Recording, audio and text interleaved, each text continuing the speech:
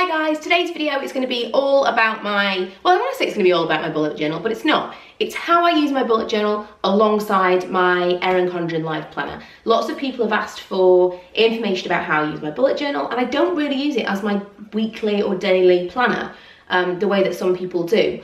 In fact, it's probably just, it's not even really a bullet journal for me. I vaguely use a similar way of using it as some people, but it's definitely not my regular planner. So for some people this is not going to be interesting, but for those of you that really wanted to know how I use mine, I'm gonna go through the video.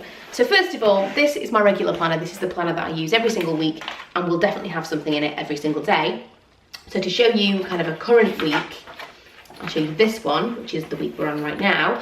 I have all of the stuff that I've done this week, kind of plans and stuff, and then I've got my to-dos. Now, for example, this is today, and I'm looking at all the different stuff I've got to do. This is a filming list, which has gone from Friday to Saturday, but it's really just kind of Friday, Saturday, Sunday, this is my weekend, and this is what I want to get done over the weekend.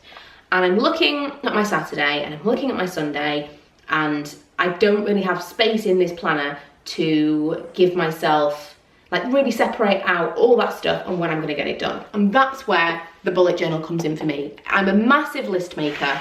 And so I'll take you to this week and show you how I've used it to kind of plan out my time. Here we go. So I've got weekly tasks, and this is the regular way that I would use the journal. Weekly tasks, these are all the things that I had to do this week, and I'll cross them off at the end of the week or as I go along. And then I've got some videos that I want to make Saturday and Sunday. Sunday's not filled in yet because Sunday is always dependent on what I get done on Saturday. Now, the reason that I really like to use this in tandem with my other journal or my other planner is because I can do kind of an hourly break it down. This is what I want to get done. So 9 till 10, I've got Erin Condren and bullet journal video, and it is currently 9:25. So once I finish these two videos, I can tick that off and move on. Now, the way that I try to separate it out is that I give myself more than enough time. So if I need to have a break or I'm running a little bit behind, I'm hopefully kind of catching up as we go along. So these two videos shouldn't take me more than half an hour to actually film, which gives me another half an hour to either get a jump on my next hour or, you know, go and do something else and come back to it. Then I've got my 10 till 11. I'm reading upside down right now, so apologise if it takes me a little while. Get ready with me and high end haul. Then I've got 11 till 12, current favourites and empties, 12 till 12:30. Empties, that's wrong. It should say something else. I think it should be current favourites and favourites over £20, and then the 12 till 12:30 is empties because it's a quick one. And then after that, I've got lunch, which will be kind of a big chunk of time at my mum's house, and then this afternoon I want to blog. So that's my plan for today. To get as much as possible done, I need to give myself an hourly checklist. I don't do this very often, but when I've got a lot of stuff on and I really want to organise my time, it is really, really good for me. So that's what I'm planning to do today. Now, whatever I don't get done, I'll move to Sunday. The general idea of a bullet journal, there are some rules to it. I'll show you in another week how I've used these. Let's see. Maybe I will.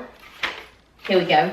So in this one, for example, when I was actually doing some daily planning in it, you're supposed to have a dot for everything you're supposed to do, and then once you've finished it, you do a little cross like this. If it's moving forward, so if you've not done it yet but it's going to have to move to a next day, you do a little arrow. And there are various other different rules, but they're the ones that I use the most of all because they are the ones that are the most useful to me. I've either done it or it still needs to be done. Arrow, and that goes onto the next day's list. Now in my planner, I don't want to be writing the same thing 4 days in a row. It just takes up space that I don't have, and I don't really need to be writing that in my planner. Whereas in something like this that I'm actually using to organise my time, it's okay. Okay, Monday I didn't do it, I'll write it on Tuesday's list. That's fine, and that's the way that I use this. I have used it in other ways as well. Let me just find you some other, I mean, I like it for kind of the creativity as well. I've used it, I've tried to attempt to use it for other things, as you can see. Miracle Morning was something that I was trying for a while. I really liked it, but it didn't always work for me. The kind of getting up early, I think it's kind of difficult when you've got children to get up earlier than them. I think if I'm getting up an hour earlier, then my children will get up an hour earlier. It's kind of difficult, but if you can do it, I think Miracle Morning is great. So for a while I was trying to kind of journal. That's not really my scene. I've got some stuff about wants, things that I want to try, either recipes or books that I want to read. This was again when I was going to do the Miracle Morning, which I may go back to at some point, but that was a challenge and I was going to tick off every day that I'd done it. But I didn't want to do it until I knew I was committing for 30 days. So that's still sitting there in case I want to do it. And then just some fun stuff. I like the bullet journal for that kind of thing. I've got some goals. A lot of these pages I will go back to. Podcast notes, I've got lists of podcasts that I want to do. I've got a list of things that I want to take the kids to in New York City. Lists of things that I want to do before we go on holiday. Lots of different lists and lots of different things that I will go back to, and I've got a little list in the front of the ones that I might want to return to, because it's got a key in the very front of the book so that I know what page that's on, because every single page is numbered.